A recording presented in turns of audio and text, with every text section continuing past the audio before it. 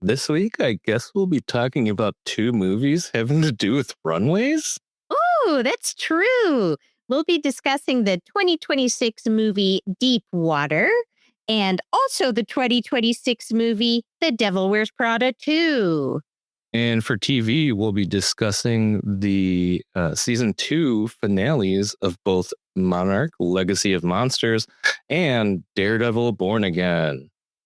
Get ready for takeoff, friends, because this is We should watch that episode 6. We should watch that with Ashley and Sushi. Feel the vibes, it's a night so lush.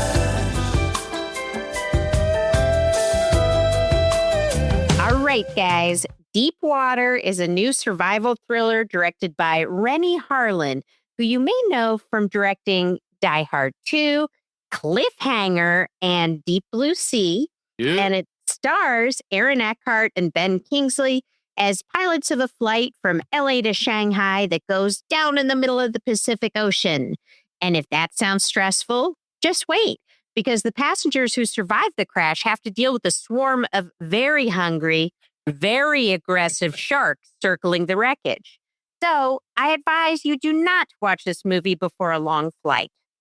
Okay, but before we even get into the movie, the making of Deep Water is almost crazier than the movie itself. It starts as the sequel to Bait 3D, a 2012 Australian movie where sharks end up in a flooded supermarket. That's right. Now, I only know about this movie because I gave it to Sushi for Christmas, based purely on the cover, which tells you everything you need to know about the movie. But that movie was a huge hit in China, even though it didn't succeed pretty much anywhere else. But that was enough. They got greenlit for a sequel. They renamed it Deep Water, turned it into a plane crash in the ocean, all good. And then in 2014, production gets shut down because, and this is unfortunate, guys, the script had uncomfortable similarities to the Malaysia Airlines flight MH370 that went missing. So the whole thing just sits there for a decade. And then cut to 2023, and this is real. Gene Simmons from Kiss decides to start a production company. And the very first thing they do is revive this shelved shark movie. They bring in Rennie Harlan. They cast Aaron Eckhart and Ben Kingsley. And they're suddenly filming this thing for real. And they didn't half-ass it either. Yeah. They built full plane sets, flooded them, spun them around with actors inside, like actual chaos. So yeah, this movie's been through a lot. And Sushi, I gotta ask, what'd you think? Well, in all honesty, I just don't think I was really giving any thought to what we'd see early in May. Because later in the month, we have stuff like Mortal Kombat 2. Hell yeah. Obsession. Oh yeah. The Mandalorian and Grogu. Oh yeah. I Love Boosters. Mm. The Breadwinner with Nate Bargatze. Oh my God. Backrooms. What? And Power Ballad coming out all like near to the end of the month. So admittedly, I kind of forgot about this movie. That is a stacked month. Yeah, because it definitely wasn't because I didn't know who Rennie Harlan was. I don't dare forget the man who also directed one of the wildest shark movies of all time, Deep Blue Sea. Deepest, bluest. My head is like a shark fin. Yeah, LL Cool J said it best in his song, Deepest Bluest, parentheses, shark's fin. Deepest Bluest. My head is like a shark's fin. Poetry. Anyway, getting back on track. I definitely have seen some movies he's directed before, is all I'm trying to say.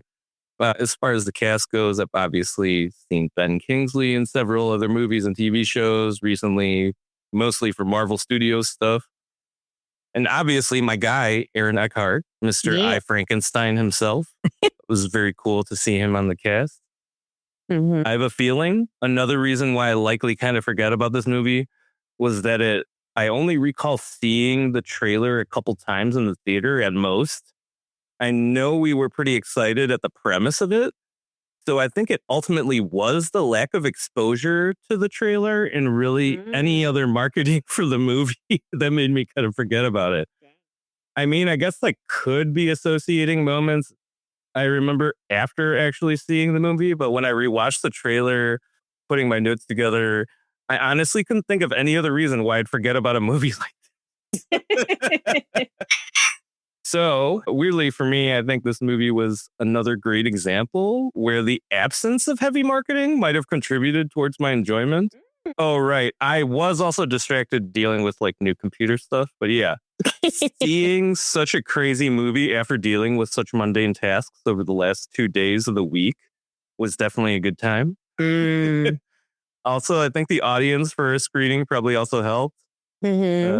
I don't know if it's because the economy sucks right now and seeing a movie at the theater is probably one of the few things that hasn't skyrocketed in price over the past year or what, but I wasn't expecting the theater to be as full as it was.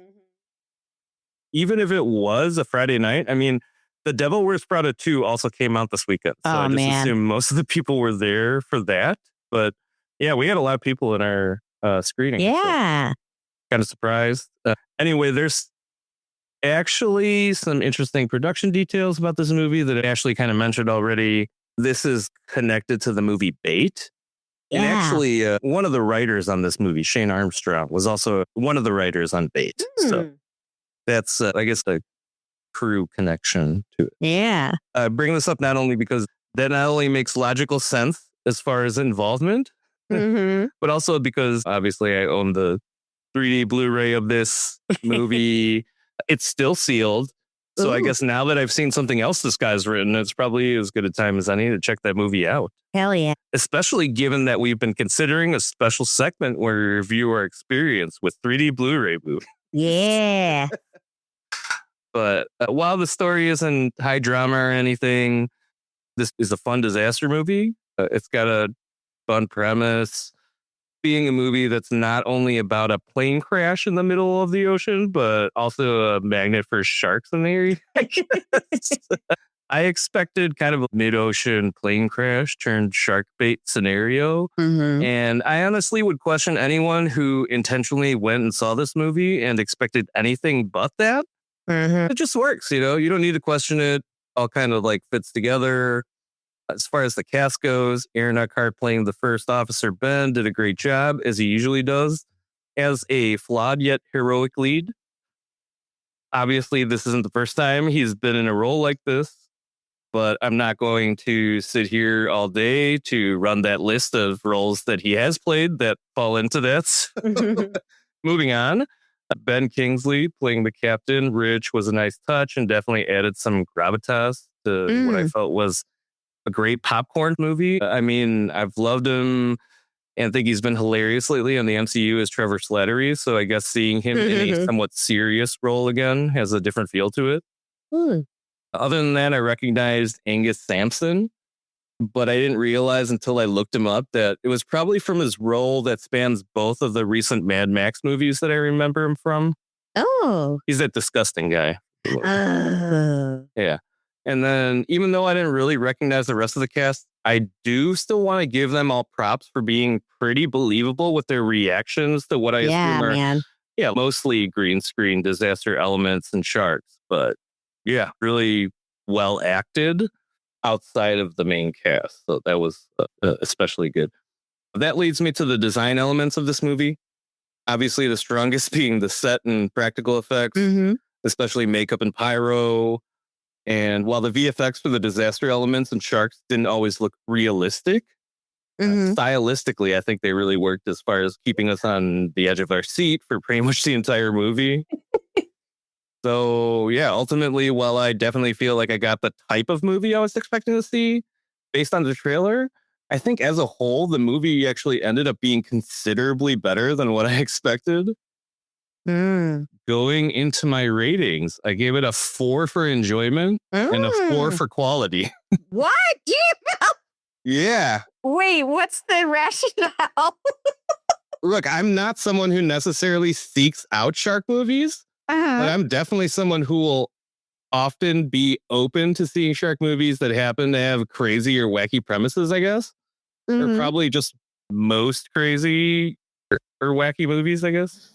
Well, it's no surprise how ridiculous the premise is. I mean, we're literally going from one major disaster, a plane crash, into another, trying to survive in shark-infested waters.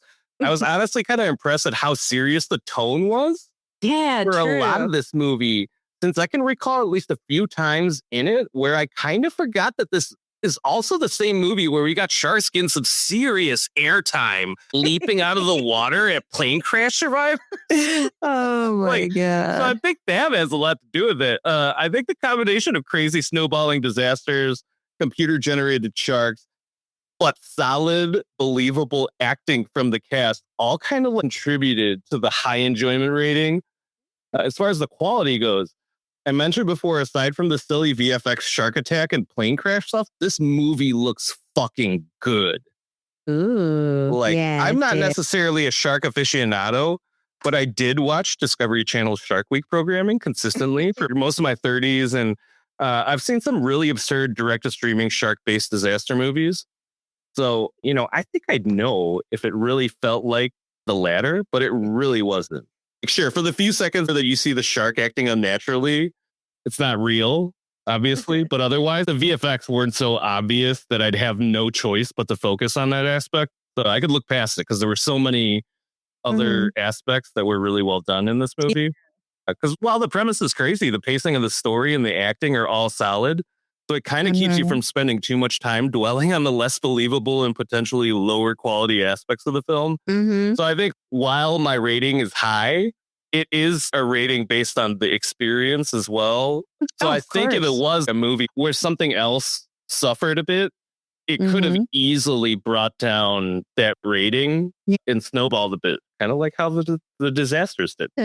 But it didn't. I think it stayed consistent. Obviously, there's moments that get kind of nuts that aren't believable, but it kind of always manages to pull itself back. But yeah, I'm going to stop talking soon because I feel like I could go on talking about a movie as fun as this, and I don't really want to spoil anyone potentially experiencing any of the crazy moments on their own without any prior knowledge or context. So I'll move on to my fairly obvious recommendation of Deep Blue Sea. Oh, yeah.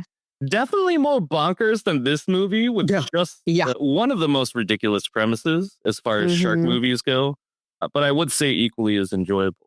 So, yeah, what did you... Sharks are supposed to cure Alzheimer's in that movie? Yes, and they get real smart? in order to do it, though, or in order to, I guess, increase the effectiveness or something like that, they make the sharks smarter. But the side effect, obviously, of having smart sharks is that they're just going to murder everybody because that's what they do, apparently. Wow.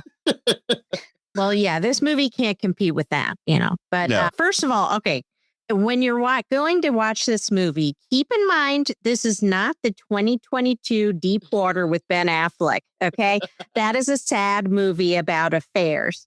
And it also is not Dead Water, starring Judd Nelson and Casper Van Dien about which you mistakenly told somebody to go see. I did. And I want to issue a formal apology to my good friend Jen, who loves shark movies. I told her on her birthday, no less. Oh, geez. I know that she needed to see Dead Water because it's so funny and so wild and there's great shark action.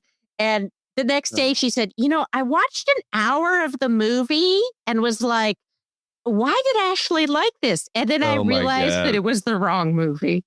So I'm so sorry, Jen. I owe you one. Oh, my God. Oh, man. But yeah, okay. Deep Water 2026. I had so much fun with this. I mean, I know it's not good in a traditional sense, but it's incredibly satisfying. Yeah. It feels like a throwback to those 90s disaster movies like Dante's Peak, where everything's dialed all the way up and the movie is... Oh, my God. Yes. By the same dude, man. Nothing's subtle. Okay. That is Rennie Harlan's area of expertise. I love that. It's like the music is screaming, feel sad or happy. Like it's so on the nose. Every moment is underlined and emphasized. And honestly, I feel like the older I get, the more I want that. I just roll my eyes at these kinds of movies, but now I really crave it. It's just like, hell, life is boring or chaotic or stressful. So go see something totally out of control where you know what to expect. It fills that sort of need. And part of what really helps sell that tone's the cast. Aaron Eckhart is exactly what you want here. He's very much the steady, serious leader holding everything together. I would trust him if I was stuck on a play. I mean, I wouldn't have a choice, but I would trust him if I was in that scenario. Yeah, he just has behavioral issues. That's all. Yeah, and a backstory that's created solely so we'll feel something for him. Yeah. But yeah, he plays it straight while everything's falling apart around him. Then you have Ben Kingsley. He's basically the opposite energy. He's like fully a karaoke guy. He's chatting with the flight attendants. Oh, I forgot that aspect of his yeah, he's a chill party guy. And he's But he takes his job seriously, though. Well, he does and he doesn't. Well, he's good enough at his job that he, I guess, doesn't really have to take it but like seriously. he tells Aaron Eckhart at the beginning why he's such a rule follower. And it's like, because he's a commercial pilot. That's why he's a rule follower. Well, no, I think it's because that Aaron Eckhart has some behavioral issues that he was reprimanded for. True. But, just the mix of his seriousness, Ben Kingsley being sort of light and meeting all the characters at the beginning, it just tells you this is not going to be a grounded survival story. And the movie also, oh my God, it has a very clear villain right away. So he's played by Angus Sampson, who I know from The Lincoln Lawyer, which, side note, Lincoln Lawyer is one of the best laundry folding TV shows out there. It's great. Holds your attention just enough. Acting's good. But anyway, he has this energy where everything he does makes you want to report him to HR immediately. Like every single decision he makes, it's a problem. And I love that because you instantly have someone to root against and you spend the whole movie just waiting for this motherfucker to die. You want comeuppance, and I'll tell you, comeuppance is had. So once all that is set up, the movie just kind of drops you straight into it. I mean, I usually get stressed out by disaster movies, like something that seems silly, but even San Andreas with The Rock. Oh, geez. It stressed me out, man. But this one is just so absurd that it cancels all that out. It's impossible to take it seriously like that. So it just becomes fun. And the crazy thing, too, is I'm saying how fun it is, but it's also pretty brutal. Like, I was surprised because it's a very bright, glossy type of movie. Oh, yeah, they ain't trying to hide that they ain't trying to hide those fucking VFX in the dark. No, right. True. But so the plane crash does not ease you in at all. Nah. There is so much impact, so much destruction, and honestly, an alarming amount of head trauma, to say the least. True. They tell you like early on that I think they said somewhere between 200 to 250 people on the flight. And you just watch that number drop fast and not in a clean way. It's brutal. And it honestly feels like the movie's trying to hit every possible way a person could die in this scenario. Like, I almost wish I took notes on all the different deaths because there's such variety and creativity. Yeah, it's rad because it's not the very typical plane destruction stuff. I mean, there's obviously some aspects to it that are common across other movies where there's a plane crash or some disaster with a plane. But it's done in a way where it's like really going for maximum effect. Yeah, it's crazy. And I am going to share a very mild spoiler, very mild, which is, so you skip forward like a minute if you don't want to hear it. But early in the movie, when the plane crashes, it's split up. So there's different chunks of the plane in the ocean. I thought that was very clever because that way you have different groupings of people dealing with different scenarios and different relationship dynamics. That definitely helped with the pacing too, because you're jumping around. So yes, like it did. You're not with the same people the whole time. And once you get past the initial shock of the crash, you start noticing how questionable some of the human decisions are, I'm going to say. There's people who decide they don't want to swim to get out of like a scenario where things are sinking. And it's like, hey, that's not optional. You got to do it. Literally, you have one choice. Yeah. Yeah. And there's absolutely an Aaron Eckhart threshold in this movie where anyone over a certain age, basically anyone older than Aaron Eckhart, If they get in a bind, they just immediately decide they're done for. Check the fuck I out. had a good life. I'm just going to sit here and die in an incredibly painful and slow burning way instead of just giving it a shot and trying to escape. It's almost like the 30-year-old version of me wrote this movie. Because I think I mentioned this to you before. I used to have this. I mean, I wasn't completely serious about it or anything, but like I had this idea in my head that once I hit the age of 60-something, I would be a burden to society. So like, if something had happened to me, like I would be okay about it. Oh my God, like, Sushi, no. Taking a step out of the review. Sushi, no. But yeah, the movie definitely does do that, which is pretty wild. And, once the people stop being the main problem, this is when the movie unleashes the sharks. And they look terrible. They do. And it does not matter. They actually look better being that extreme because it matches the tone. There's a shark on a raft moment that looks great. completely insane. And I loved it. It's in the trailer, too. I mean, the best part is that they did not try to hide the shit from people before they saw the movie. Yeah. It was very forthcoming with what it was going to deliver as far as things you could expect. You didn't get a sense of how good or how well done it was, but yeah, you definitely got the idea. It was great. And one of the biggest jump scares in the movie, I'm not going to say what it is, but I'm going to tell you it's not a shark. And it's silly, and we all laughed and had a good time after we figured it out. Love that. Yeah, it was great. There are also moments that get a little bit darker the more you think about them. There are children in this movie, and the kids scenario really stuck with me more than I expected. At the end of the movie, I just kept being like, what is going to happen to these children? Their lives are permanently changed in a way that a movie never stops to process. And I found myself getting distracted thinking, what type of therapies are they going to need? Oh, no. Are they going to have issues with drugs because of this? They're going to need electroshock therapy. I just was like, these poor children. I don't know. Criminal organizations also need employees. Oh, that's true. And spies. But yeah, it's a lot for a kid to go through. It's wild. But the theater experience just pulls you right out of any reality of the scenario you'd think of. It was so fun. I mean, seeing the crowd made it so much better. People were reacting, screaming and laughing. But there was one guy who wasn't. I was sitting next to a man. He was there with a friend. I would say he's probably in his 70s or maybe 80s.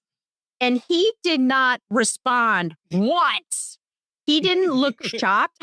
I hope he didn't notice, but I started peeking over at him after crazy things would happen to see if he reacted, and nothing. I started to come up with theories like maybe he forgot his hearing aids at home. Maybe he's I don't know what this guy was, but it's inhuman not to react to this movie. Yeah, it just really is an experience. So I would say if you have any interest in shark movies, see this in the theater. It's messy, it's intense, it's ridiculous, and it's completely committed to what it is. And if you think too hard about it, it all falls apart. Okay. Oh, yeah, for sure. But if you go in with fun in mind, it's a great turn off your brain, embrace the madness kind of movie. And that really worked for me. So going into my rating, I also gave it a 4 for enjoyment. I think this may have won the award of Ashley turning to Sushi in the theater and saying, I love this. So I had a very, very good time. For quality, I gave it a 3. I can't give it a 4. I can't do it. You can't? But no. Not even if it caters to the type of movie it is? I'm going to say no. It's okay. Mostly. That's why there's 2 of us, and we had to agree on everything. We only have to give mostly one rating. because of some of the scripting stuff. The sharks not looking realistic doesn't bother me so much. You know more about movie stuff than I do anyway, so it's cool. Yeah, like sharks don't do the shit they do in this movie. So I feel like, how would you make them realistically like jump onto a raft? I think the thing for me though was that yes, sharks don't do exactly the type of shit that they do in this movie. But you would be surprised at the type of shit sharks do also. Mm. So like, I think it really zeroes in on the unpredictability aspect of dealing with sharks. That being said, those sharks are always everywhere, always in this movie. Oh, yeah. Oh, yeah. And that ending was pretty hilarious, too. Oh, God. Yeah, definitely check it out. If you want to see another shark movie, well, 8 3D, Oh, yeah. the original that this was inspired to come after. Yes. The other one is I really liked Dangerous Animals last year with Jai Courtney.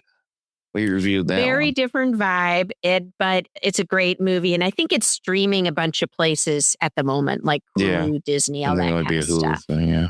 So yeah, sharks. Go. Our next movie also has a runway, as Sush pointed out earlier. The Devil Wears Prada 2 is one of those sequels that honestly shouldn't work, but they got the band back together. Same director, David Frankel, same writer, Aileen Bosch McKenna, and somehow they convinced Meryl Streep, Anne Hathaway, and Emily Blunt, and Stanley Tucci all to come back, plus people like Kenneth Branagh and Justin Theroux jumping in as well. This time, Andy's not the assistant anymore. She's actually doing great. That is, until her entire newsroom gets laid off by text. And she gets pulled back into Miranda's world right away as Runway's struggling to survive. Print is dying. Everything's about clicks and relevance now. And suddenly it's not just fashion drama. It's like, who actually controls media and power in this space? So yeah, it's a messy workplace chaos kind of drama, but now it's layered a bit with this whole industry isn't working anymore type of thing that we have going around right now, which honestly makes it a little more interesting. So what do you think of the movie, Sush? Well, I'm definitely aware of The Devil Wears Prada and its popularity, the first movie, I mean. And while I had seen the first movie at some point, I barely remembered anything. It admittedly did a poor job watching it in preparation for the sequel. You laughed at a couple lines, but yeah. Well, the extent of my familiarity with the movie are pretty much limited to the main cast, specifically Meryl Streep, Anne Hathaway, Stanley Tucci, and Emily Blunt playing returning characters. Also, Lucy Liu, Justin Theroux, oh yeah, and Kenneth Branagh, who play new characters, and also fashion. Full transparency, though, as someone who was raised by a single mother and my aunt and having mostly girls and women as close friends throughout most of my life, a part of me is entertained by catty women. So I think that was like a big part of my enjoyment factor for this movie. I thought the trailers and the timing of their release did a really good job of building anticipation for the movie, even for someone like me who didn't have any attachment to the first movie. You got a great teaser where it just starts off with the intro to Vogue and the camera just follows Meryl Streep's feet wearing what looks like an expensive pair of heels and arrives in an elevator just as Anne Hathaway runs to catch it. The follow-up trailer and the final trailer each build a bit more on some of the scenes we'll witness in the movie, but I think otherwise does a great job not really revealing much of the plot at all. Sometimes I don't feel that way about surprises, but I think for this movie it worked. And I don't think it was a problem like it can be in some movies where they keep it out of the trailer. So seeing the movie, while I had some awareness, we were dealing with the same director-writer team as the first movie. I definitely enjoyed this movie significantly more than the first. I don't know what exactly it was. Possibly the fact that we don't really have to spend any time on character development, aside from maybe catching us up with what our major characters have been up to since the previous movie.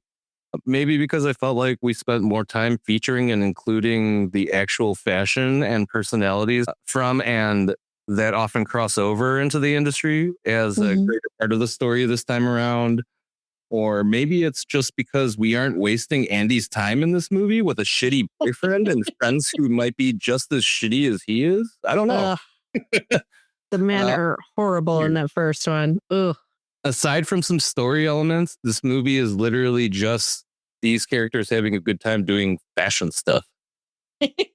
At surface value, it almost seems like a bit of a cash grab to put out a movie like this. But I honestly don't really feel like that's what we got.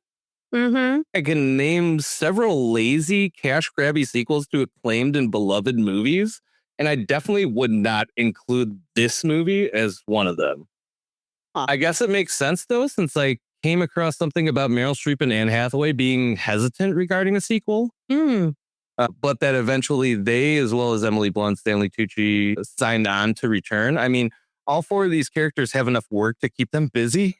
Yeah. So I think it was less needing this movie and probably just enjoying a reunion with the rest of the original cast, Yeah. because that really describes what this felt like, a reunion movie, like the ones people used to Yeah. do for like popular TV shows and shit. So Mm-hmm. I love the returning cast.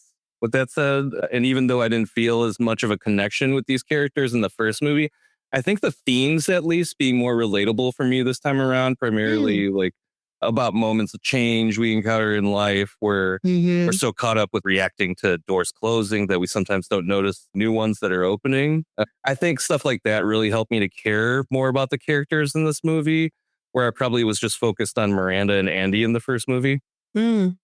Justin Theroux as Benji Barnes, who was basically a tech bro that was overweight and slovenly before and had a glow up and is dating Emily Blunt's character, also named Emily, provided a lot of the comic relief. I forgot how funny Theroux can be since I mostly remember him from serious roles. Mm. But I'd say the rest of the comedy outside of the core four, returning cast and Theroux, was spread pretty evenly across the supporting characters, with the exception of maybe Kenneth Branagh, who's more like the heart, I guess, of the movie. Mm-hmm. Also, I have to mention that Asian queen, Lucy Liu, is in this movie. Yes. And I loved her character arc in this movie. Mm-hmm. Shout out to the only Asian Charlie's Angel, arguably the best there ever was. Oh, guaranteed. Yes.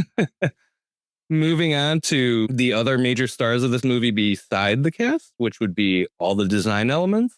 Mm. They were all top notch, given how fashion focused this movie was. Mhm. Obviously, heavy on costume design, but also some very beautiful, luxurious sets from the residences and the rides of the main characters, the iconic cities that they traveled to and from. There's no denying that this is a good looking movie, and the cinematography really caters to the fashion, which, as I mentioned, is like another main character in itself. Mm-hmm. I think that all these amazing visual elements ensured that the vibe stayed very high fashion and about presentation, while the crew and cast managed to also deliver a story with some real emotion attached to it. It was fun, but not too shallow or hollow. Pretty much in line with what I expected from the trailers, but maybe a little more nuanced and polished as far as writing and acting. Going into my ratings, I gave this a 3.5 for enjoyment and a 3.5 for quality. Overall, I think this was a much more fun movie than the first, though probably more superficial. Though, as I mentioned, I do think that the actors did a good job with their roles. For a movie that's set within the fashion industry, the movie manages to get you to care more than just about how beautiful or cool everything you see is on screen. As I mentioned, I enjoyed this movie much more than the first one. And even though I don't think we spend nearly as much time in this movie dealing with drama, I still think it's more enjoyable than in the first movie. Maybe it's because the first movie was an adaptation of a book, so the crew felt more of an obligation to adhere to source material or something. I don't know. All I do know is that I enjoyed this movie, and not everything. I probably enjoyed the fashion, seeing different celebrities that are connected to the industry, and hearing the high energy music that usually accompanies fashion shows and movies dealing with fashion. Definitely a whole vibe. As far as quality goes, I feel like this movie was a lot more polished, but I guess that could also be due to how much more developed these characters are at the start of this movie compared to the first movie. Also, I really think this movie did a great job at pacing. The plot moved along steadily, but not in a way that ever made it feel rushed or dragging. Very little in this movie felt wasted. And if anything, I wouldn't be surprised to find out that certain moments where I had hoped for maybe a little bit more from certain characters were cut for time because they didn't necessarily take away from the storytelling, like the lack of those moments, nor did I feel like providing them would have significantly improved what we saw in the theater. So with that said, as far as recommendations go, I mean, I like fashion, but I haven't seen that many movies that have it as the core subject Mm. matter. But yeah, if anything, I'd say the Zoolander movies. Oh, you know what we saw recently? Mother Mary. Oh But yeah, I don't that's know if true. I would recommend it. No, I wouldn't recommend that. So that's why I But didn't say. it is a fashion movie. But yeah, they're obviously about fashion, but they're silly and absurd. So definitely different tone than this movie, though related as far as subject matter, I guess. Yeah. I like But yeah, it. what did you think? Well, okay, first of all, the vibe in the theater was crazy. I Yes, did it not was. know that everyone was getting dressed up. Like, Yeah. there were groups of women fully dressed up, red lipstick, leather pants at 2 p.m. Leather pants. Yes. Yes. They were like posing in front of the movie standee for Yeah. Devil Wears Prada. And I was like, what's happening? I mean, like, Right. we go to the movies constantly. And I was like, this is my weird little movie spot where I'm usually wearing something super comfy. And then suddenly it's fashion week. Yeah. But I loved it, honestly. I haven't seen that in a theater since probably Barbenheimer. True. And so I love it. And as far as the movie, it was fun. I mean, it's glossy, it's big, it's very, we brought everyone back and gave them better lighting. You can feel they got a lot of the original team back, and it really shows. Everything looks super expensive and kind of perfect. And I got to talk about Anne Hathaway's hair in this movie. It was so beautiful. It looks like such Yeah, a it was good. natural curl, but you know that it took time to do that. Effortless. Yeah. Mhm. I'm definitely going to be looking up tutorials. I loved it. And I think the biggest takeaway of this movie is that it's just like pleasant, like aggressively pleasant. I felt like it just kind of washed over me in the best way. I was laughing, the audience was laughing, I was having a great time the whole way through. And I left and was like, wow, that was fantastic. But also, what happened? Eh, I had some sort of Devil Yeah. Wears Prada amnesia after I saw it. I Uh. just think kind of hard. But you know, it's not a movie you chew on. It's not like there's a lot of subtext. It's a movie you just sort of hang on to and are along for the ride, which it honestly is exactly what people want from something like this. The cast is doing a lot of heavy lifting and they're awesome. Emily Blunt, incredible. And her character's still kind of a nightmare, but she has just enough warmth that you're okay with her and would maybe go out for a drink with her, you know? And she has one of my favorite lines in the movie. She says, "May the bridges I burn light my way." Oh yeah, that was a good one. So perfect. Meryl Streep is doing her own thing. Lots of really funny lines that got a big reaction from the crowd. I will say, however, I think they soften Miranda just a little too much for me at some times. There's just moments where she shows emotion or shares personal things in a way that Okay. doesn't feel in line with how I picture the character and also how I picture the real person she's based on. Like, I get the 20 years have passed, but she feels like someone who would evolve to be more strategic, not less. Okay. But, you know, still loved everything she did. And she'll do stuff that is so funny. There's a lot of physical comedy in this. One of my favorite moments is when Miranda is struggling to hang up her own coat. So in the right. first movie, he just That was tosses good. her things on the desk of her assistant. But in this movie, I guess HR had talked to her about it. So she has to deal with her own coat. And the way she does it, she acts like it weighs 100 pounds. And after she closes it in the closet in her office, she leans against the door and sighs as if she's just run up 3 flights of stairs. I thought that was In her amazing. defense, that did look like a heavy wool coat. It did look like a heavy coat. It's true. And Anne Hathaway as Andy's one of my favorite parts of the movie, as it should be. She's coming back a lot more confident than we saw her in the last movie, a little chaotic, kind of funny in a way that she wasn't before. There's a scene I really loved where she bursts into Miranda's office all excited about her new job and then slowly realizes that Miranda has no idea she was hired and she just spirals mid-sentence. Anne's like, I'm sorry, I came in and I just did this.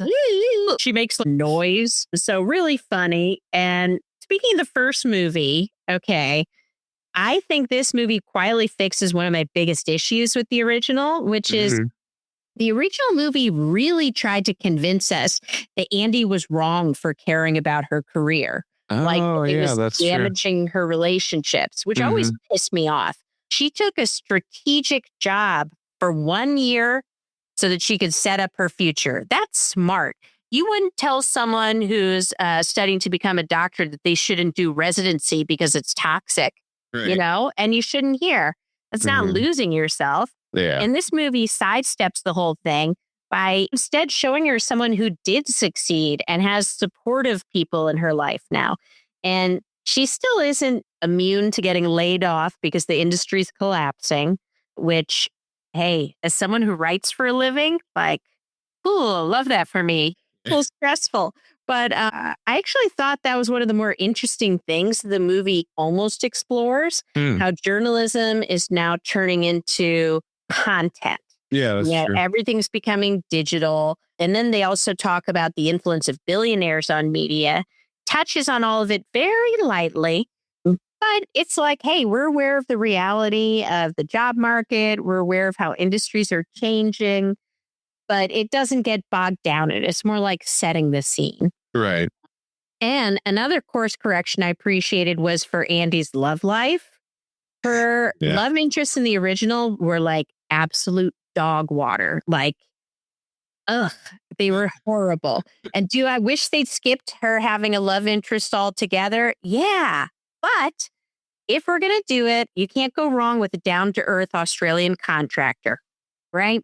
That's a massive upgrade. Also, just kind of funny to see an actor that's really unknown compared to the others here. But I You know thought what? Actually, I was thinking about that a little bit. You really only have so many options when you're going to pick an Australian guy as a co-star these days, and you probably end up with a Hemsworth of some kind, and that's a little bit too much. Yeah.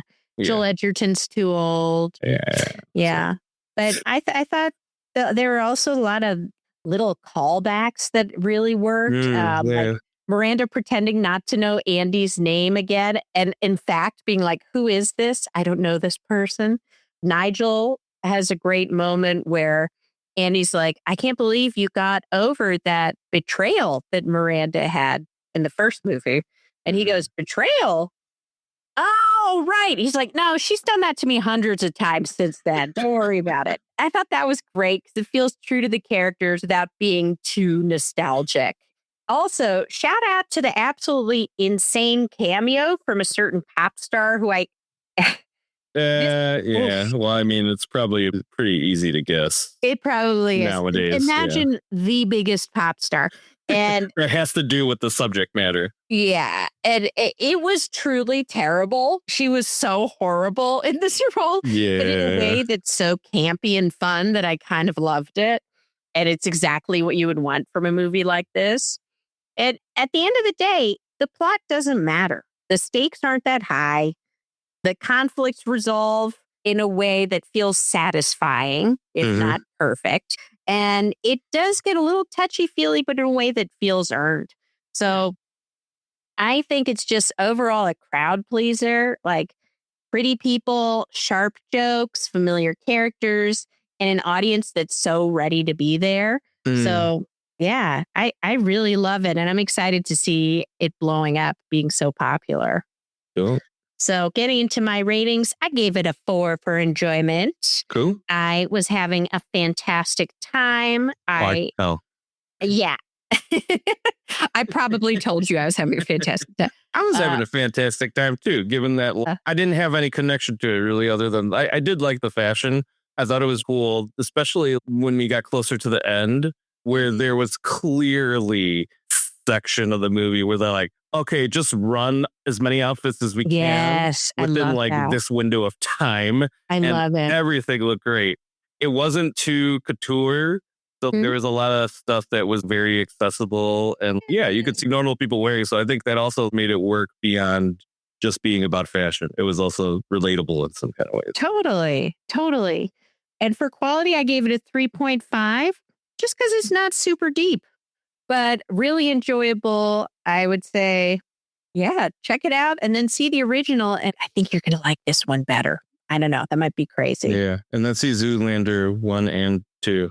Yes. See you later, 1 and 2. You got it. Sushi, what do we have going on with our season finales this week? Well, let's start with Monarch, Legacy of Monsters, Sweet. the season finale, which is episode 10, Where We Belong. The finale brings this season to a climax amid escalating chaos on Skull Island. Lee and Keiko confirm that Axis Mundi is, in fact, anchored by a central rift, and that Titan X must be guided back to it before catastrophic damage occurs. Their efforts are immediately complicated by rampaging lesser creatures and the growing realization that Kong is being deliberately lured to Titan X through Isabel's meddling. As Kong closes in, the situation becomes increasingly volatile, with the island itself threatening to collapse under the convergence of Titans, human interference, and temporal instability. At the same time, the emotional and philosophical divide between the Randa siblings reaches a breaking point. Kentaro, aligned with Isabel, remains determined to exploit Axis Mundi to retrieve his father, Hiroshi, believing that the end justifies the means. Cade vehemently opposes this plan, insisting that the costs, both moral and existential, are too high. When she refuses to cooperate, she's locked away, but she eventually escapes using handy scientific knowledge, presumably from her time as a teacher, emerging into open danger just as Titan X, driven by Isabel's neural control, enters a fully enraged state. The episode repeatedly compares Kentaro's desperation with Kate's growing connection to Titan X and the understanding that it's just a creature trying to complete a natural cycle. As Kong and Titan X finally clash in a massive confrontation, Monarch's remaining team members, Tim, Korra, Lee, and Keiko, race to infiltrate the abandoned Monarch facility and shut down Isabel's operation. During the effort, long-standing emotional wounds resurface. Keiko confronts Lee over his past decision to preserve the timeline over saving her. Having believed his inaction cost her years with Hiroshi and potentially altered their family's fate. Lee, however, maintains that changing the past could have potentially resulted in even more serious consequences. The episode doesn't resolve this conflict. Instead, it allows the tension to linger, revisiting one of the show's central themes, whether restraint can be as consequential and painful as action. The battle turns when Kate's unique ability to interpret Titan X's communications enables her and Keiko to reunite the creature with its stolen egg. The moment Titan X recovers it, the Titan's rage abruptly subsides, revealing that its destructive behavior was driven by grief and maternal instinct rather than inherent hostility. With the neural controls rendered ineffective and Titan X no longer a threat, Kong recognizes the shift and withdraws, preventing further devastation. Isabel's plan collapses. Titan X begins its return towards Axis Mundi on its own terms, and for the first time all season, it seems like the most immediate crisis, at least, has been solved. In the aftermath, the episode reflects on emotional consequences of all the events that have transpired this season. Kentaro and Isabel disappear, continuing their pursuit of Axis Mundi outside of Monarch's oversight. Now rogue actors whose fixation on time travel poses an even greater existential threat. Keiko and Lee reach a fragile, incomplete reconciliation rooted not in forgiveness, but in acceptance that the past cannot be reclaimed without a devastating price. The idea of belonging, echoed in the episode's title, evolves from reclaiming lost time to accepting responsibility for the present. Monarch is quietly revived from a secretive organization defined by containment and control into one that must learn humility in the face of forces that operate beyond human timelines. A time jump reveals Lee in Thailand, following rumors of dangerous Titan phenomena near a volcano. In the episode's final moments, a massive silhouette emerges from the smoke. Rodan appears, the legendary Firebird Titan, and reveals a new connection to the MonsterVerse movies. Ooh. Oh, yeah. Ashley, what'd you think? Well, I think it was a pretty darn good finale. Okay, let's start with the biggest win, the monsters, man. The Yeah. monsters were so cool. The centipede critters, oh my God. These things roll up in a wheel and they're Yeah. just running down. They're just Mhm. stampeding, basically. And Yeah. genuinely, it was some of the coolest designs I've seen the show do for Mhm. monsters. The way they roll, the volume of them, the little details like their eyes and their little pincers. I was locked in immediately. And then Kong shows up. And I love Kong. I just Yeah. love him. I think they nail him. In this episode, I really noticed how good the fur looks. The scale was good, the presence. He just feels like Kong in a way that's hard to explain, but you're just like, yeah, that's him. That's the dude. And then the finale tease with Rodan perched on a volcano. That's cool as hell. And that's Mhm. the kind of image that makes me go, yeah, I'm back next season. Let's see some more monsters. And I think the action overall is strong. Kong Yeah. versus Titan X really delivered. It was messy. It was, literally messy. They are stomping up dust storms practically. It Yeah. feels really big. Now, does it look a little weird when you've got humans running around in the middle of it? Yeah, it does. But honestly, I don't think that has anything to do with skill. I think it's just the result of seeing something impossible. Like, Yeah. how We're not used to seeing something like that. right. Like we don't We have have no the context for it. context for what these creatures would Right. realistically fight like. Our eyes and brains aren't trained to see that as real. And there's a moment in here that's just straight up wild. Keiko drives straight into the Titan fight Right. to get to Kate. I was like, what is this? Fast and Furious? This is Mm, crazy. And then Kate at the end trying to lure the Titan, standing way at the end of that door on the chopper. That was yeah, really that was cool. tense. I really loved that and her emotion. Okay, now that said, the writing was a little rough for me in some places. I just feel like this is an episode that doesn't trust you to know what's going on at all. Mm. And honestly, I don't blame the writers. It feels like a symptom of a bigger trend that's been getting Yeah. written about a lot recently. I feel like there's probably more of an emphasis on it too, being the finale, because they definitely want you to remember this for the long break they'll have until the next season. Yeah, exactly. And there have been all these articles because basically producers are telling writers that the shows need to be shaped for distracted second screen viewing. Right. Or Yeah. casual viewing, I've heard it called. So you see it in the way the characters in this episode are constantly announcing what they're doing as they're Mhm. doing it. And also how often key points are repeated. The Mhm. rift especially gets explained Yeah. over and over again to the point where it starts to feel like the show is just recapping itself Just in a bunch real of time. riffs, man. Yeah, seriously. A bunch of riff talk. I got riffs on repeat, man. It doesn't ruin the episode though, but it's one of those things where once you notice it, and I really noticed Yeah, it. you gotta laugh at it a little bit. Yeah, it just stands out. And then oh God, Kentaro. Our least favorite Kentaro. character now. He is exhausting. Actually, what's funny is him and Kate, like It's my opinions true. of them switched over this season. It was very opposite. I know. Yeah, it's crazy. Well, you do always need conflict. Without conflict, Yeah, what's that's the point of telling any story?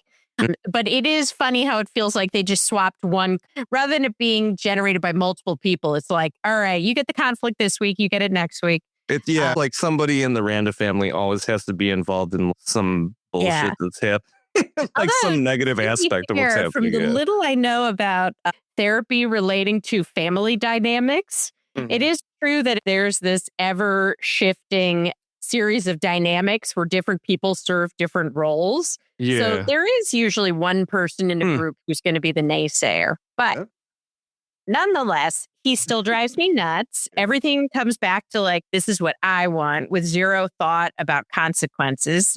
And he's impulsive. He's selfish. He's constantly doubling down when he knows things are wrong. And that's what's Yeah. frustrating to me is that the show kind of knows that, but it still expects you to emotionally crack with him. Mhm. But that said, the storyline does set up something interesting. The idea that their dad could exist in Axis Mundi. I mean, that's compelling. It creates a Mhm. real hook going into the next season, even if getting there is driven by a character who Mm. makes you want to yell at the screen. Isabel, on the other hand, she is not my favorite. Funny. I I am awed by the size of the actress's big, beautiful eyes, but they are always bugging out of her head. She's like so intense. I don't know. She's Oh, just, yeah. and please, I don't mean to talk about her appearance negatively. I just mean the intensity of her eyes, which is Yeah. something I haven't seen in other roles from her, is crazy. I do think it's exactly what's called for in the script. I just think Mhm. maybe I would prefer if that was not the main villain. This is already a show about giant monsters and interdimensional rifts, so realism isn't the goal. I get it. But this season, it felt more grounded. So I Mm. kind of miss some of that emotional family grounding as I think There's an they're leaning aspect in. to it, though, that I do kind of like, Yeah. mostly because I think in the MonsterVerse movies and the show so far, most of the people who are leading these types of efforts are people who actually are pretty involved in the scientific process or Mhm. have knowledge of it or care about it to some degree. Right. She is the first person who absolutely has zero knowledge and is just like crowdsourcing this from the people Yeah. she's allying with and just hoping that it works out or It's like the whatever. This Elon is kind Musk of funny. Yeah. of monster Exactly. Yeah. entrepreneurs. Yeah, actually, that really tracks. She's got a tech startup vibe. She does drive me nuts, but I'm sure Mm. that that's literally what she's there for. On the flip side, there's some character stuff that's really great here. I think the Shaw storyline gets a surprisingly clean and emotional rap for past Shaw. The moment where his younger self is seen by Keiko and they face each other, it could have been messy or confusing. But instead, I Mm. thought it was really meaningful and beautiful and sort of elegant. I also loved the look of it with the sort of, I don't, you know I what don't I'm know. just We thinking had of? different Well, okay. I have interpretations mixed of like, feelings. yeah, how So we felt about it. It's different. I like the idea of him saying goodbye to the past one. I like that Keiko got to say goodbye. It Mm. did remind me a little bit of Tupac's hologram. Tupac's hologram. Yeah, it was a little hologrammy, but I do think it was nice that they kind of put a bow on that story so that I know going into the next season, hey, we're not going to have young Shaw all the time. Yeah. But yeah, that was cool. And then Kate, I mean, I think she's got some of the most interesting stuff coming forward into For next sure. season. Her connection to Titan X is one of the coolest ideas in the show. And Mhm. it still feels unexplained, but in a way that works. It's still mysterious. I don't think that they are dragging it too much, but I think it Yeah. makes sense to set it up to go into next season. The moment where they make contact, like they touch, Yeah. I was weirdly emotional about it. Like, Yeah, I mean, it was shot really well, and I think that they definitely know how to make a CG creature mhm. emote Yeah, on the show. they do. Like, they're It's all in getting the really good eyes, at I doing feel it, and like, it's and only getting delicate better. Yeah. stuff. And yeah, it's very cool. I haven't looked into this. Maybe I will for next season. I am curious about how they do it. If they I do have a a lot of feeling that they have mocap. people in mocap because you know how they say humans read into expressions of animals and we Yeah. interpret them as expressions we're familiar with, but it's Right, not right. necessarily in line. I think it's one of those things, except it's obviously people making the show creating the emotion on these titans or creatures in a way that we would think that they would emote. Yeah, and you really see a lot of interesting ways they do that in this episode. The first thing is, again, the way they treat eyes. Like on Titan X has very small eyes compared to its large, confusing body. And they were red, which is when which is a little over the top, but they were red when it was activated with the anger zap Yeah. or This whatever is the fuck. But you notice that as she's calming down, the monster, the eyes change in color. yeah, They're it also turns to doing a more cool like, blue. yeah, they're blue. They're doing more shots of it. And then when she sees the baby, there's just a real physical softening. I don't know if that would happen to an animal because you would think they'd become more protective.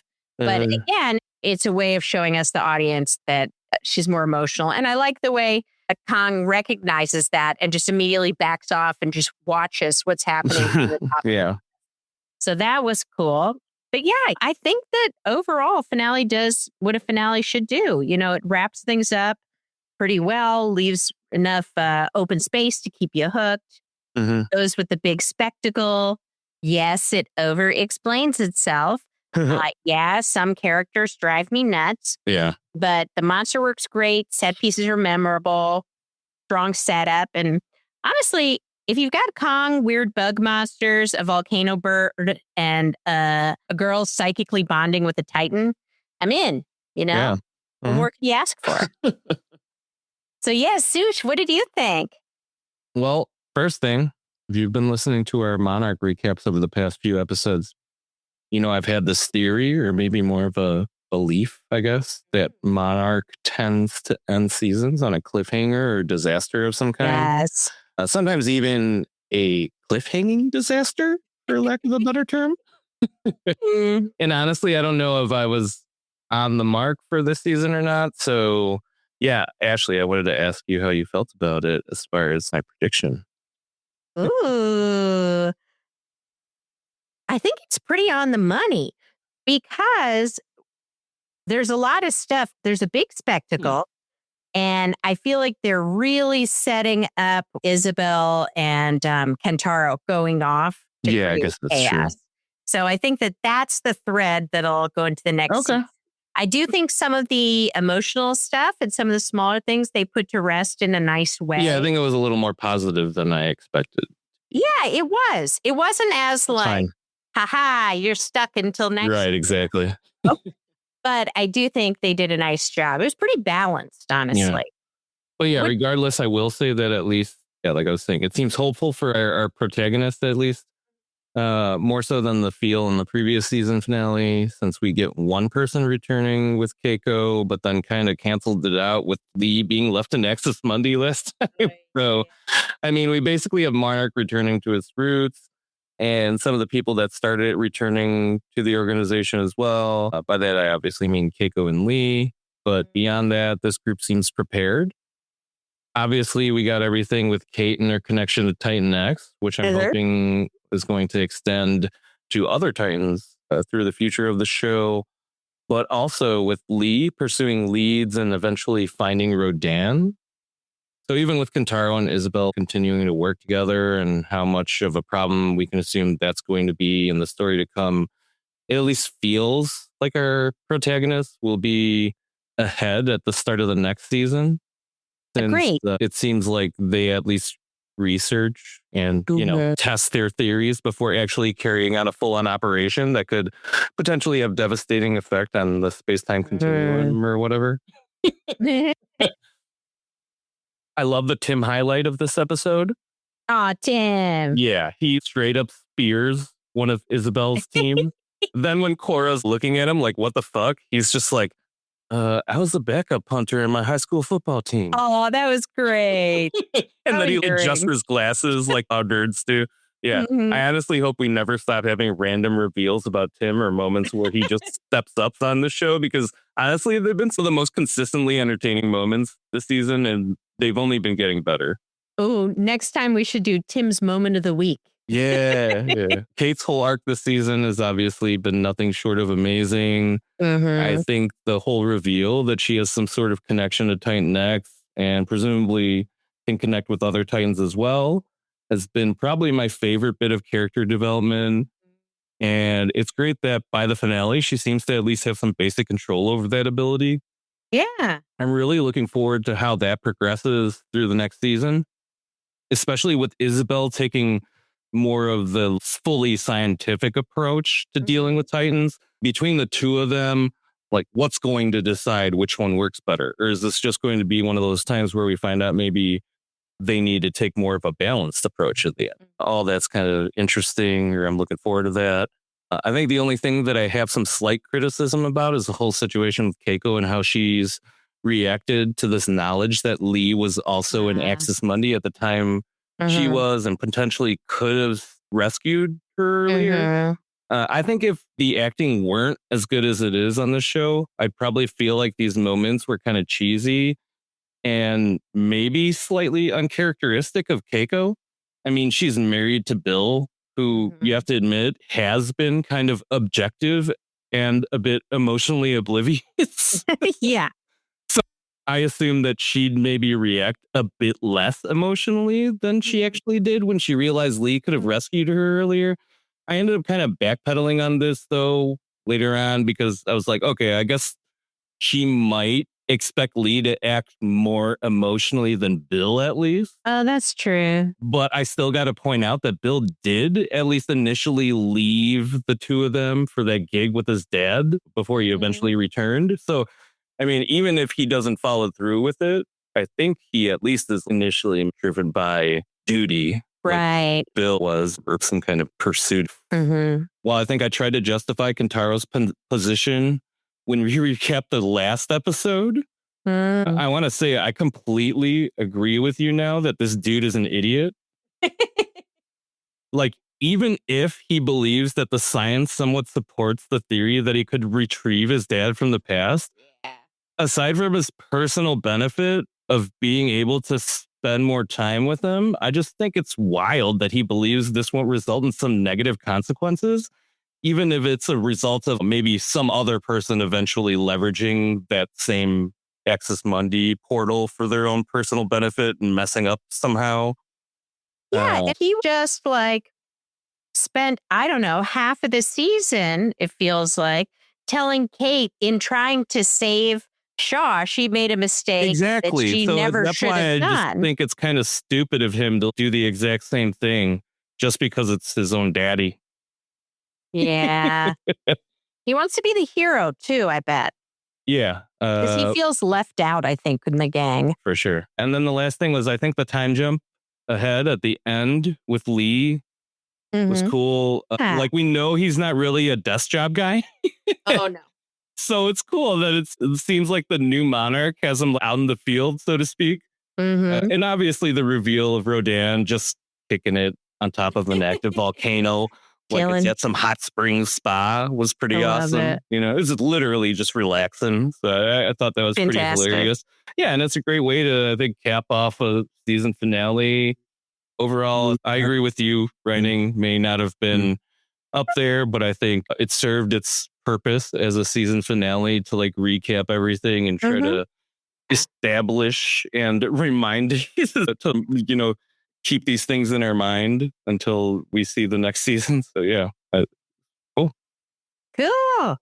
All right. Well, that's a wrap for this season of Monarch: Legacy of Monsters. What do we have going on with our friend Daredevil? I don't know. Let's find out.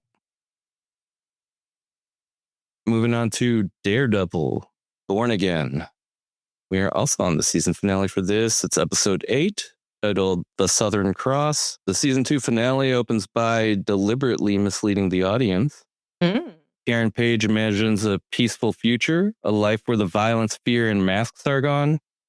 This fantasy abruptly dissolves into reality as she sits on trial in a New York courtroom, accused of aiding vigilante activity.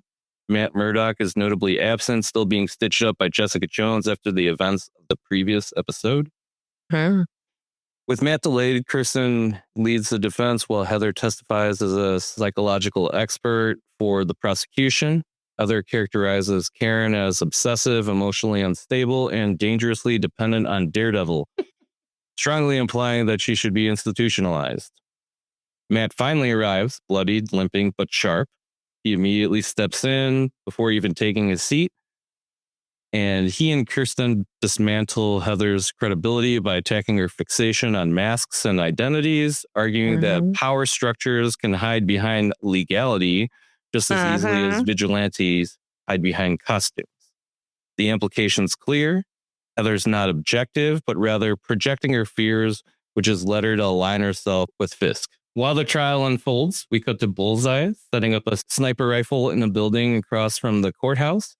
However, we soon see an AVTF officer walk right behind him without any reaction and realize this is likely just a setup to frame Bullseye for an attempted assassination. Back at the courthouse, Fisk enters, followed by a team of AVTF officers, and driven by ego, testifies in his own defense. Ugh. When we revisit the AVTF agents, we see that they and the Bullseye decoy have been eliminated in brutal silence as the real Bullseye replaces them and prepares to assassinate Fisk. On the stand, Fisk paints himself as the city's savior, blaming vigilantes for deaths, instability, and the breakdown of order. But Matt counters with devastating precision. Fisk claims Daredevil destroyed the Northern Star, while Matt attempts to introduce the recorded testimony with Chris Stoffe, the first mate of the ship. As this happens, Fisk privately threatens Matt, whispering so only his augmented hearing can hear him, promising total destruction of the evidence is shown, but Matt proceeds anyway and is eventually allowed to introduce the recording, revealing that Fisk orchestrated the illegal weapons shipment and then ordered the ship scuttled to erase evidence. I love the word scuttle. Okay, continue. The trial becomes a chess match. Though there's noticeable uproar in the courtroom over the recording, the DA immediately moves to have the evidence dismissed, as it hasn't been corroborated by anyone who was actually on the Northern Star at the time of the incident. Soon after, we see Jessica Jones enter the courtroom along with the governor, alive thanks to Bullseye, and things come to a head with Matt on the record stepping forward to corroborate the evidence, revealing to the public that he's Daredevil. Oh, damn. Yep. Since it's obvious, most in the courtroom, including the DA, don't believe this confession from a blind lawyer. Matt proves it by throwing his cane, revealing it as Daredevil's Billy Club, and catching it flawlessly after it ricochets around the courtroom, removing any doubt. The legal fallout is immediate. Karen's case is dismissed as the court can no longer substantiate her role without prosecuting Daredevil himself. And the governor informs Fisk that the attorney general has filed charges against him for racketeering, smuggling, corruption, and the attempted assassination of a government official. As a result, his accounts have been frozen and Red Hook is now under government control. As Fisk exits the courthouse amid protests, Bullseye fires. The shot nearly kills Fisk, but Buck intervenes at the last second, taking the bullet instead. AVTF flood the area and the courthouse is locked down. Fisk takes to the airwaves, appearing on camera from the courthouse, addressing the public to continue the fight against vigilantes as panic ripples through the city.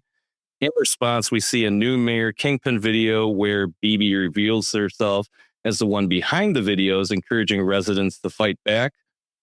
Fisk sends AVTF to defend the courthouse, but outside we see the crowd grow and eventually a moment of infighting between AVTF officers Powell and North leads to North allowing them in. Inside the courtroom, Fisk continues the fight, even with Sheila presenting the AG's deal to not prosecute as long as he renounces his citizenship and goes into exile. Fisk snaps, barging out of the courtroom. Surrounded by protesters, he violently assaults them, unable to control his rage, as Daredevil, Jessica, and Angela, donning her Uncle White Tiger's amulet, take out the AVTF agents throughout the courthouse in their pursuit of Fisk. Matt confronts Fisk again, this time unmasked, arguing that every step they've taken has only accelerated the city's destruction. For the first time in 2 seasons, Fisk finally listens, agreeing to accept the DA's offer.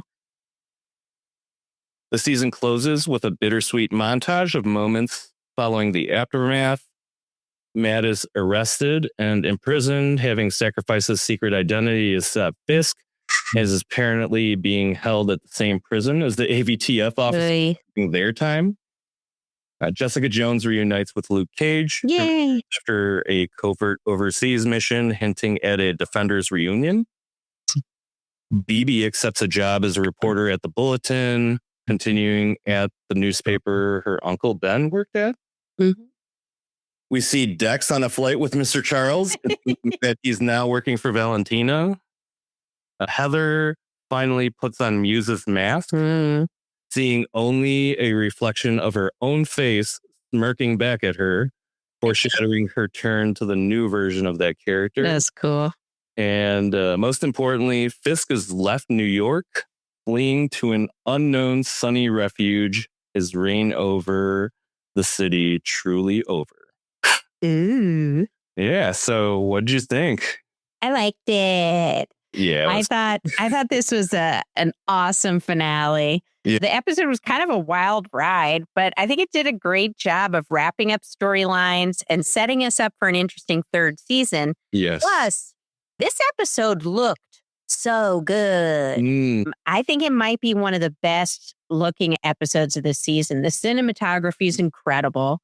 There's this low angle that they shoot from when Fisk walks into the courtroom in that white suit, and it makes him look gigantic. I noticed there were lens flares all over this episode, and they seemed really intentional. Like I noticed earlier when there's some around Heather, they're orange and blue. But when we see Fisk with them, they're red, obviously tying into blood and violence. Then later, there's an overhead shot of the crowd outside the courthouse where everyone's wearing red masks, and it just turns into this sea of red. And I just thought it was gorgeous. And it feels heightened and symbolic in a way that reminds me comic book stories can look cooler than normal action movies when they really commit to the style and do it intentionally. So loved that. I also thought there was some cool sound design in this. There's one moment that really stuck out to me when the task force enters the courtroom while Fisk is testifying. All the sound drops off. Like you can't hear anything. And then suddenly you hear just some very quiet whispers. And it makes the whole room feel really panicked, which I thought was fantastic. Yeah. And I think the episode is not just showing big, crazy stuff. It's making you feel it, feel how destabilizing things are with these cool little touches. I also think this episode finally figured out how to use phones and cameras and live stream in a way that felt it was a little better. Real, a little more real. Earlier in the season and in last season, BB's videos felt a little gimmicky to me. Like, look, social media exists. But here, I think it actually works because just like happens in real life, when shit goes down, everyone has their camera out. And the whole city feels like it's watching a historic event take place. So, of course, people would have their cameras out. And there's all these shots where you're seeing the action through a camera. Like there's one where Fisk gives his televised speech after the shooting and everything goes down. And in focus, you see Fisk through the viewfinder of the camera. But in the background where the real Fisk is, you see it's all blurred out. And they also do a lot of stuff like that through cell phones and what would be TikTok footage if it was real life when the city sort of erupts and people start taking to the street. So I thought that was really cool. I think that this whole episode is really about identity. You've got Fisk sort of revealing his true self, his brutality. You've got Matt revealing himself, his real identity as Daredevil. So they're revealing their secret selves. And then you've got all this stuff with Heather. Her whole speech about how the vigilante mask is actually the person's real self and the normal identity is a disguise is interesting. And I think it really plays out in the way that both Fisk and Daredevil are sort of unmasked as their true selves here. And I love also that during that scene, while Heather's talking about it on the stand, Matt turns it back around on her because she's clearly losing it in this episode. Like, she's been losing it all season. But in this episode, I was just... She's breaking in public, and I think that's like her and Fisk. This episode. Now, this is maybe a bit of an aside, but I was sort of cracking up how when the city sort of takes to the streets, I was like, whoa, everyone's already got Daredevil masks. Like everyone was ready. And I feel like, you know what the thing is people love a costume. I think that's the funny thing about superhero media. It's just that people loved an excuse to wear costumes. And as a costume person, I appreciate it. Like, no wonder their masked vigilantes are popular. You get to wear a cool outfit. You have a theme. You get Either to that or dramatically Hollywood fight for definitely likes to justice. tell us that people love to like gather and wear masks. You know why? Because drama people love it. And they're the V ones for who make Vendetta, movies. yeah. That could be it. But yeah, it's like professional wrestling mixed with morality, basically. Right, exactly. Like, well, I don't know, guys. My special interest is birds. I guess I'm going to be cockatoo man now. Like, it's wild. But it's just sort of fun in this show because it's such a serious show in a way. Mhm. But every once in a while, I just get little like, look at this silliness. But oh man, okay. Fisk, terrifying in this episode, like physically. Really cool work. The scenes of him just absolutely destroying people. Some of those Yeah, it was people wild. died. There's no way they all live. And they're just normal New Yorkers. And seeing him covered in blood, I liked that also. You know, I watch a lot of action movies, so I've become a bit of a blood connoisseur. I feel like the blood on his suit, the way it was really dark, was Yeah, because telling. it's dried. Exactly. It was a long Because fight. you're like, oh, he's been fighting long enough that the blood has Yeah. dried and he's still keeping going. I thought that was cool. Mhm. But yeah, he feels almost like a horror movie villain at the end. Yeah. And then I also think it's cool how there's other moments like when he starts talking too long in court.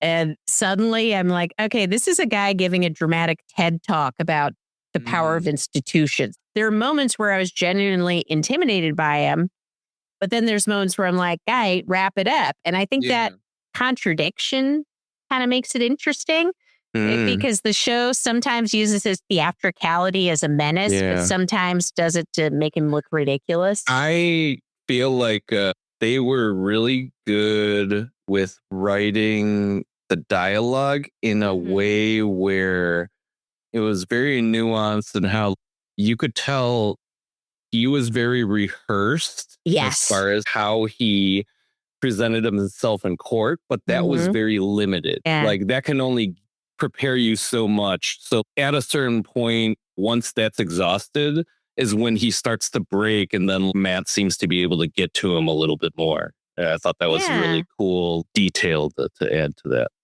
Well, yeah, and it makes sense because he's someone who felt very vulnerable as a child and who, as he grew older, I think everything he did is to protect himself and to appear stronger and bigger to intimidate people. Right. So he has people doing his work for him. He has his whole setup, his whole life is about him not having to face confrontation, not be questioned in that way.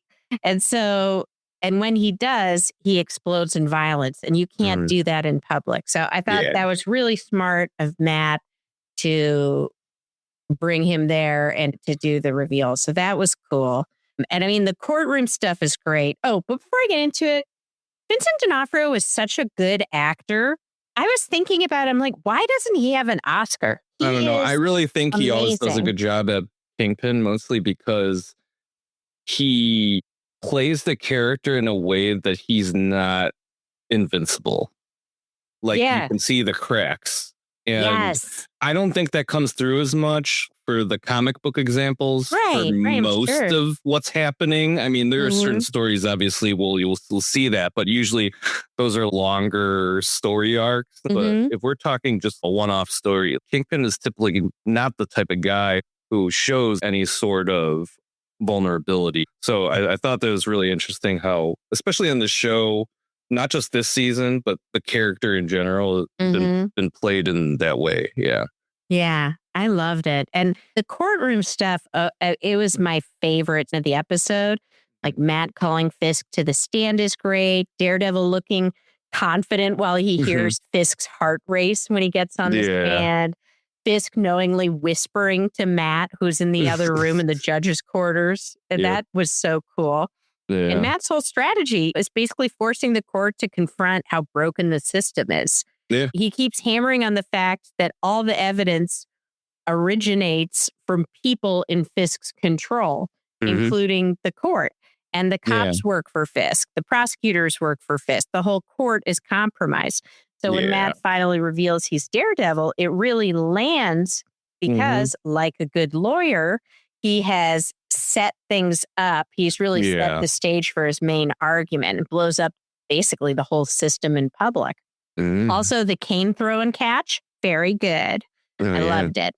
And then the second half, it's just chaos, man. Yeah. Although some of it hit me emotionally in a way I didn't expect. Because normally movie violence doesn't affect me very much. I could watch John This is normal ass people, and they're getting beat up by this burly guy who has near superhuman level of strength. I don't think they've established that he has actually any powers or anything in the MCU, but I mean, he's still definitely overpowering most people. Absolutely. Yeah, that's exactly what I was thinking. It feels different because it's civilians just panicking and running for their lives, after Bullseye takes the shot at Fisk. And that feels really real. Like in this country, we've seen a lot of scenes of terrified people, innocent people running from gunfire. And it's so alarming for me to see, even when it's encased in a comic book TV show with superheroes. It's still something that feels really raw. And I think the episode keeps riding that uncomfortable line where the visuals are exciting and cinematic, but the situation's really horrifying, especially when the city starts splitting into sides with the crowd outside the courthouse. It starts feeling less superhero uprising and more like a political and volatile. There's some moments where I was like, okay. People rushing into a government building. That hits a little too close to home here. I think Disney is having fun poking they the are, bear. but also, especially with all the bullshit that they had to deal with Florida government. Let's just oh my God. say. Yes. But that was really interesting. And I was like, oh, damn. Am I siding with the people storming? I don't like that. I really felt that dichotomy. But at the same time, visually was all great. The whole thing with the crowd in red was awesome. Daredevil and Jessica fighting through the red lit hallway. Holy shit. Yes. And I have to insert an obligatory Jessica Jones is my hero comment. I love her. She's the best. And honestly, the Daredevil Jessica hallway fight is my favorite action, probably. The lighting, the movement, Jessica just casually fighting people while Matt's in front of her, literally bouncing off of walls. That was very cool. And the ending itself surprised me because I really thought they were going to kill someone important. I was super me too about it. They were. I think they tried to give us a misdirect with Buck for a moment there. Yes, they did. So yeah. And I just noticed about halfway through the episode, I was like, uh-oh, things are going too well here. And I was bracing for is Karen going to go? Oh no, is Jessica going to go? I was freaked. But instead the finale goes smaller in a cool way. It sort of winds down at the end rather than sort of exploding in action at the end. No, they do a good aftermath kind of. They do follow up. Yeah, because it's Matt wins technically, but he also completely destroys his own life in the process. I think that's the right ending. It's the only way for him to save the city, really. It is. And then it ties into a lot of those scenes we've seen with him and Foggy throughout the season, where so we've talked about this on previous episodes. Matt seemed like someone who his sense of justice is based on an obligation initially, he's obligated by God to do things a certain way. Whereas Foggy sort of found his way of doing things by going through his emotions and connecting with people. Right. And I think here we see Matt sort of really do a very selfless thing purely out of his own intellect, his own emotion. It's not fully driven by his sort of structured view of faith. So I could be reading too much into that, but I probably am. But I thought it was interesting. It felt like he had a breakthrough moment, and then I liked the final scene with Karen a lot. Them talking about maybe trying to have a normal life right before the police arrive. It's simple, but it works because both of them know that normal probably wasn't possible. Yeah. Side note, I was happy to see the famous Indian restaurant. I think it's Panna to Garden. I think that's what it is that they went to. I actually went to that restaurant 20 years ago with a friend when he was in college. And it was such a magical experience. Cool. The whole place is covered in these like twinkle lights, and it's so cool. But yeah, overall, I think the finale succeeds. It embraces the contradictions at the center of Daredevil, stylish, kind of ridiculous, sometimes emotional. Yeah, even BB's final video made me feel for Daniel, believe it or not. So, they did a good job of wrapping things up because I never really liked him. But I'm like, oh, Daniel.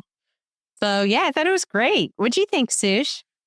So while I might have been a bit off on my prediction for the Monarch season finale, I'm glad that I was fairly on the mark for Daredevil. I honestly couldn't have asked for more than what we got. The only exception being that I really was expecting some kind of setup for the upcoming Punisher special on Disney Plus. Oh, yeah, that's right. Yeah, or maybe some Spider-Man Brand New Day connective material. But both of those are coming up soon, so I guess I'll just try to be patient. Probably, you can do it. Yeah, gonna happen sooner than I realize. I was kind of on the fence as to whether or not I thought Matt would reveal his identity to the public. But I suppose it just worked with how the case unfolded. So I think I was ultimately okay with that. Plus, given how MCU characters live in a universe where it's a bit more rooted in reality than the comics, and there's plenty of examples of characters not really having the level of secret identity or one at all compared to their character in the comics. I suppose it makes more sense than continuing to try to keep his identity a secret. Yeah. The whole thing with the AVTF framing Bullseye kind of caught me off guard. Oh, yeah. I wasn't expecting that. I thought it was interesting. Yeah, I vaguely remember Fisk talking to Buck like right before it happened. I know they met for a moment and Buck was giving him the update on the situation with Daniel, but I don't recall it being discussed at all. This framing thing, though it might have been inferred, but I honestly don't even remember seeing anything that made me think that it was going to happen. Regardless, I thought it was a cool surprise. And if nothing else, it gave a reason to Bullseye to like get a few kills in during this episode. Yeah. Which is always exciting to see. I think they always shoot his action really well. The sound is always on point too. So yeah, it was nice to see that, even if it did seem kind of just tucked in there. Man, Fisk is like attacking random civilians throughout the courthouse near the end of the episode. That was nuts. Like, this man has clearly lost it. Yeah. If knowing his own freakish strength, he's just going after normal people now. That was nuts. Yeah, I really did like the lead up, though, to where Matt and him are finally face to face at the end of everything. And the guy just finally gives up. I think that it was great to just show how exhausted Fisk is probably. Right. Yeah, he's got to be. It's like Vanessa died. He tried to mount this serious campaign to soldier on with his plan, but it didn't pan out, And so now he's just finally giving in. So, yeah, I thought that was a good thing for him to feel, probably for his own benefit at this point. I'm really looking forward to all that comes from the teases that we got, specifically Luke Cage and the Defenders probably getting back together. Actually, I'm pretty sure of that because as I was telling Ashley this morning, Finn Jones apparently is returning as Iron Fist. There's been pictures, I think on his Instagram, he's been uploading of him like training and getting ready for the part again. And he looks really cut this time. Not like he wasn't last time, but definitely I feel more confident in him this time around. I didn't blame him at all. I think they just didn't give enough time. I'm not saying that he did anything wrong, but I think there was a lot of... I was saying I feel like he got a bad rap for that, but it was disappointing. So it's cool that they're putting in the work this time. Yeah, actually, I do feel like the few moments where it felt like it was a slight tease with him and Luke Cage for Heroes and for Hire stuff, like from the comics, I thought that was really cool. It works because Luke is more confident and relaxed, and Danny Rand, meanwhile, has been living in a temple for years. And, Asians are really strict. I think I have firsthand knowledge of that. But But yeah, looking forward to all that stuff. Dex joining whatever Valentina and Mr. Charles are involved in next. I really hope it's that Dark Avengers rumor or the theory that I posed last week. You should check out last week's episode if you didn't hear. Oh, also Heather is the new Muse. Yeah. And yeah, whatever the hell ends up happening with Fisk, mostly because I've seen some photos of Vincent D'Onofrio, presumably has been months after all this happens, where he's been seen rocking a long beard. Oh, interesting. Yeah, he's wearing a beanie and has a long beard. It looks like he's just walking around New York. So it may be something in the Punisher special or maybe even Spider-Man coming up. So that would be so or cool. it could just be a complete misdirect because it's Marvel. So gift D'Onofrio and Oscar. I'm going to start a campaign. But yeah, I don't really have much else to say because I was jumping in more than usual, I think, during your thoughts. Overall, this was a finale where we could predict most of the events, given there's at least clues as to what would happen through the upcoming Punisher and Spider-Man stuff based on the trailers for those. Yeah. But it was still really satisfying, given that we got a good sampling of the best of what's made this season great. Totally. But we got the emotional character moments, courtroom drama, citizens fighting back against Fisk's reign over the city, and all that great cinematography and stunt work from all the moments of physical action on the show.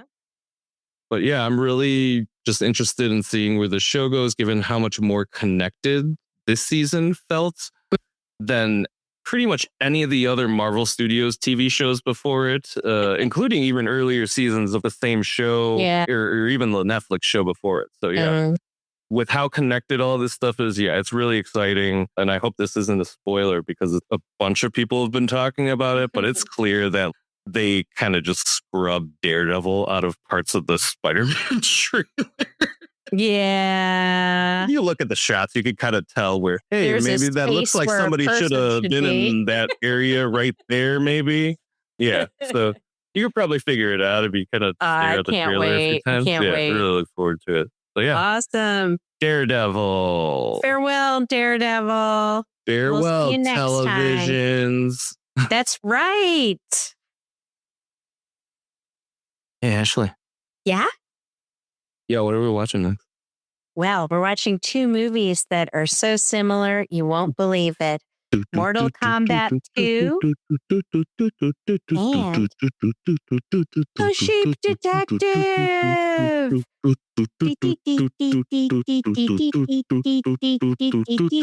And a mystery movie. Pew, pew, pew, pew. Oh, And, I can't wait to hear that song. TV, we're doing absolutely nothing because we're on a break for TV. That's right. We're on a TV vacation.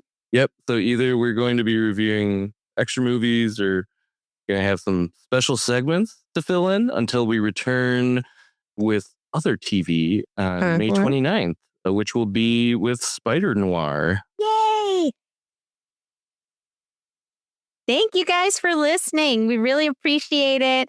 And we hope you're having a lovely day. Yeah, and just want to remind everybody to subscribe, rate, and review, especially because I need some encouragement to get me through this lull of not having TV. Oh, yes. You'll need consolation. Yeah, follow us on social media. Hit us up on TikTok, Instagram, or Facebook. And you can talk to me and make me feel not as lonely. He's so lonely without his Daredevil and his monsters. Yeah. It'll be okay, though. We can make it through together. But yeah, thank you very much for listening. And we will catch you guys next week. Yay! Bye! Laughter in the air, friendships touch. Movies and delights we'll share so much. Let's enjoy this side.